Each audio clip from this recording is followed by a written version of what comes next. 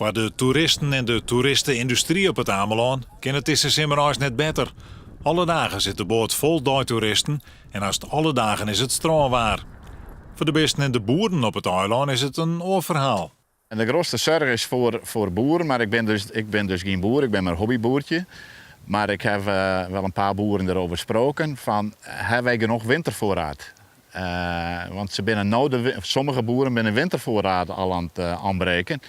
En ja, op een gegeven moment dan heb je in de winter dan tekort natuurlijk. En dat is natuurlijk de grootste zorg. Meeste land laat er droeg en reed bij. Na de eerste snee had er vooral voor de boeren midden op het eiland net volle meer te menen west. En dat had consequenties. Normaal gesproken kun je 2 koeien op een hectare houden. En ik kom hier amper op 1 koe op een hectare. Met zo'n extreem jaar. En hoe dit jaar komt, dat gaan we weer afwachten. Ik maar even net wat augustus maand naar doet. Als we als nog een goede plaats water krijgen, dan kunnen we wellicht nog een goede snee in het najaar halen. Daar ga ik ook een beetje op. De jong zag dat het water laatst hier een bot veranderd.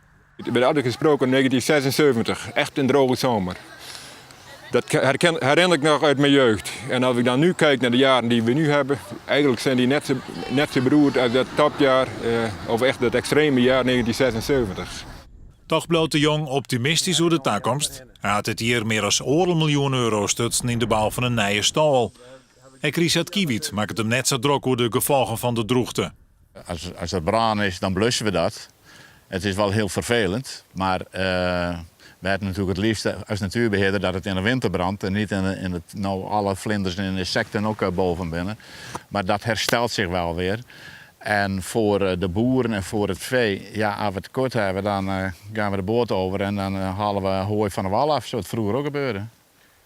Voor de toeristen had de jacht op Sjoggen nog wel een waarschuwing, maar vooral een goede tip. Niet roken. Geen kampvuurtjes maken. En daar moeten we het wel met redden. En geniet ervan, want het is een prachtige zomer natuurlijk. Het is een schitterende zomer op het eiland.